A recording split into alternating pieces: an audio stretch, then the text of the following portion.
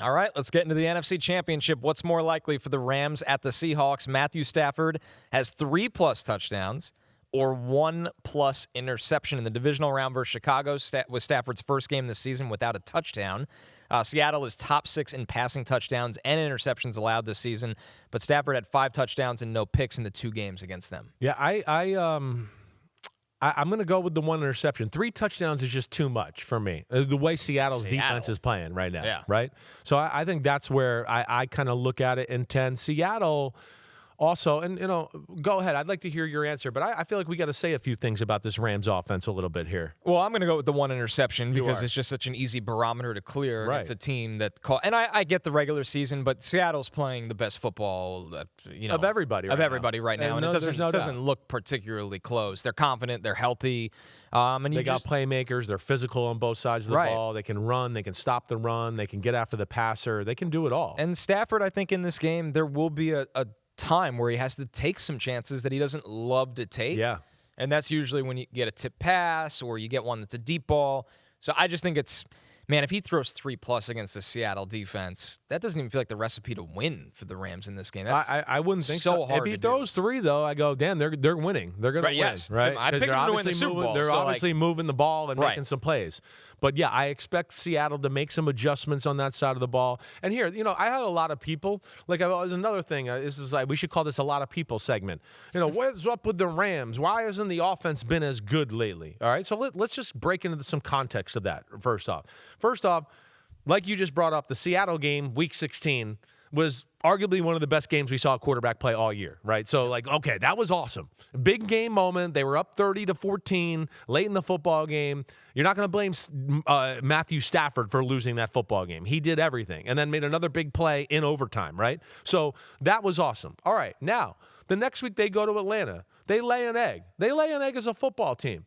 But also, there's no Davante Adams, and they're playing a defense that is extremely fast, at home, playing for their coach's life. Oh, and that coach coached with the Rams and knows McVay like the back of his hand, right? So that context does matter, all right? And within all of this, I just want to say, the Rams' speed and talent is overrated by everybody. Everybody thinks the Rams got it like 4-3 guys. And I'm going to go, no, Puka Nakua's a high 4-4 guy.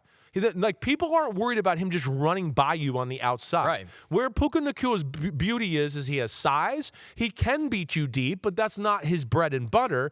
His size, his route running, McVay knows how to get him open off of that route running, and then he catches the ball on the run, and he's physical, and he can run through arm tackles and make plays, right? That's Puka Nakua. It's not like it's Tyreek Hill where you just line him out there, and he'll run by whoever, and they'll have off coverage, and you can throw him on these short routes. So I feel like that's a little overrated, all right? And then also Davante Adams. Davante Adams still, I'm saying they're really good, but it's those 2 guys. That's it. And Davante's not a guy that's going to scare you or back you off either. And so watching back the last few games, that was one thing that's jumped out to me, is secondary's not really backing up much when they play. Right. Especially this last game against the Bears. They were not scared to play man-to-man against the Rams. Davante did not look.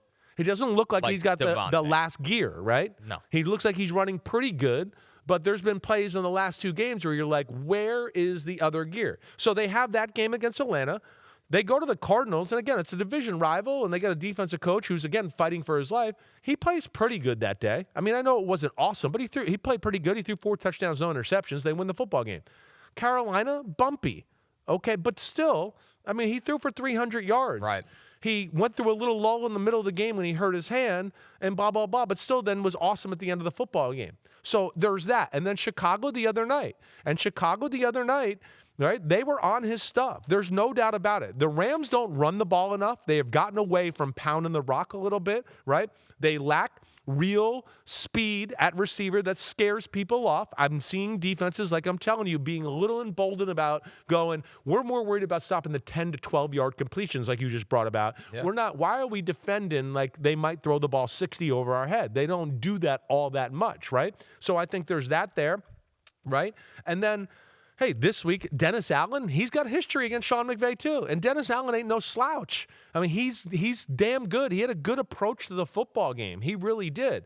And, my last thing is just that, the Bears weren't scared of them. They blitzed them. They played man-to-man. The first half, they played a ton of man-to-man where you were like, whoa, they don't give a shit. Yep. They're up in the face of the Rams and doing that. So that's a little bit of the context of why maybe it hasn't been quite as awesome, down the stretch. But, again, this is a scary group. We know how quickly McVay and Stafford can get hot. By the way, Puka, 4.57.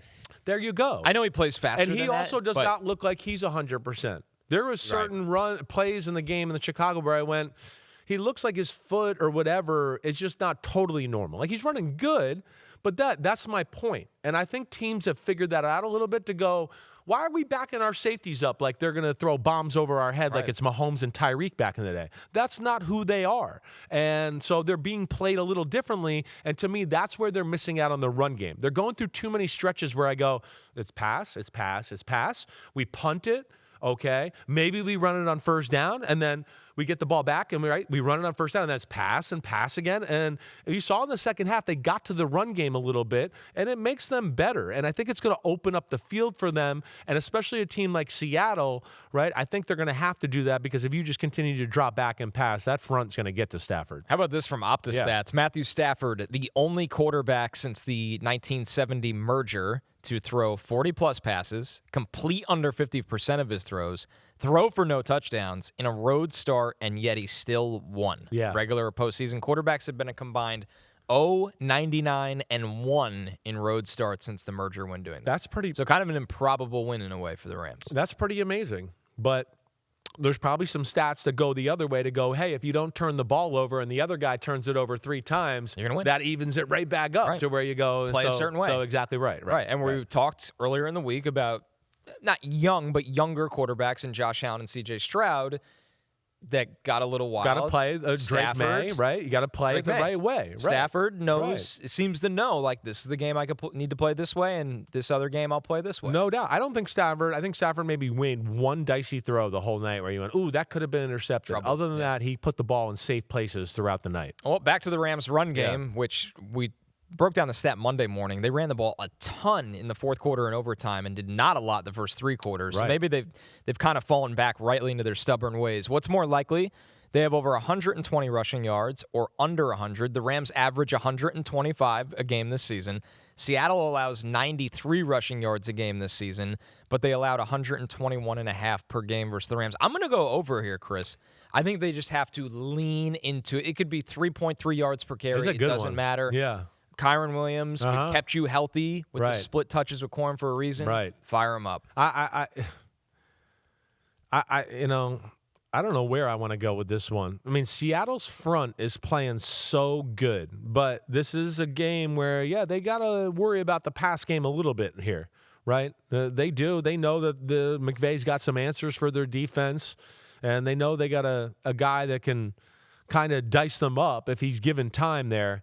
I'm going to go with you, too. I'm going to ride the over in this one. I think they're going to play that way. I think they're going to look at their last few games and go, we haven't done this enough, and if we want to make some plays against this defense, it's going to come through play action and doing it that way. And I'm going to go over, too. I don't think it'll be much over, but I'm going to say it barely does. On the Seattle side, what's more likely? Sam Darnold throws no picks or 2+ picks. He had 2 touchdowns and 6 picks in 2 games against the Rams this season, but he had just 8 over his other 16 games. Yeah, I'm going to go none. I'm going to go none. I'm going to roll with Believe Sam. in Sammy I'm going D. to roll with Sam here. I am. I mean, again, I think the 2 is too many, right? Again, if you made me put a number to it, I'd go, he throws 1. But out of these options here, I'm going to go 0. I think he's going to look at last week and go, man, I don't have to do much with the way we're playing, the way we're running the ball right now, and our special teams and all that. I think he'll be careful taking chances against their defense. I'll take the 2+. I don't want him to. Yeah. I'm rooting for Sam Darnold. Right. I want him to kind of shake the constant, every time this moment happens, he crumbles. Right. I hope he has a really clean game, but I just have to see it. Yeah, first. I got you. Especially a little banged up still coming into the game. No doubt.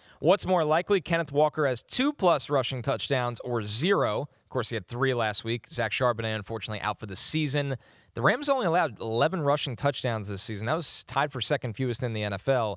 but they allowed 2 in 2 games to Kenneth Walker. And we talk a lot, besides Poona Ford, they are a lighter front. They are a lighter front. Exactly right. I'm going to go with the 2+. Yeah. I'm going to just ride that too.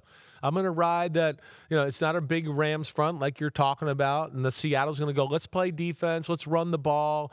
We'll take a shot down the field to Rashid Shaheed or Jackson Smith-Njigba here and there. But they're going to ride that. And I just think Kenneth Walker, you could arguably say he's the hottest running back left here in this group too. He's got it going right now. I mean, since the end of the year, and of course in here to the playoffs, he looks legit. So, yeah, I'm going to ride with Kenneth Walker. I'm taking the 2+ as well because right. it feels like one is baked in by like the odds. Like Right. Kenneth Walker should score a touchdown in this game. So if I have one built in, Yeah, you're what's telling one me more? like he can't fall Right. in one more time. I like the 2+ here as well. Our last one for this game. What's more likely? Puka Nacua has more receiving yards than Jackson Smith-Njigba, or the other way around. Puka averages an NFL best, of course, 105 per game this season, but JSN's number 2 at one-on-one. It's basically a pick. Yeah. In the 2 games these teams met this season, JSN has 201 yards, but Puka has 300. Yeah. I'm going to roll with what I've seen I'm before. rolling with Puka too. Man, yeah. Right. He's one of the strangest receivers I've ever seen because he plays receiver like a linebacker. He's physical as hell. That's why he fits perfectly with what they do because he run blocks. So then they can use that off of the play action game, and he could fake run block and then go out. And then, of course, he catches like McVay's brilliant at exposing the second level, right? Making a safety go here, and now there's a hole here, and Puka Nacua is coming behind it, running 100 miles per hour with a 10-yard catch, and he snags it out of the air, and now he's on the full run, and safeties try to hit him or tackle him, and he runs through the arm tackles. That's where he's special. I'm going to go Puka too, but just because also the Rams know how to feature a guy. Right. Like the Seahawks, I don't necessarily know if they know how to feature a guy. They play a game and they have a few plays that are dialed up for Jackson Smith-Njigba to do that. But I think this is going to be a game here where the Rams are going to go, no, we're not going to let you dial up anything with Jackson Smith-Njigba deep down here. I'm going to take Puka having the better day. Yo, thanks for watching, homies. We are now in the NFL season here on Chris Simms Unbuttoned. Hit subscribe to get our weekly picks, game recaps, film deep dives, and much, much more. Thanks again for watching. Subscribe, rate, review. Peace out. You know where to find us.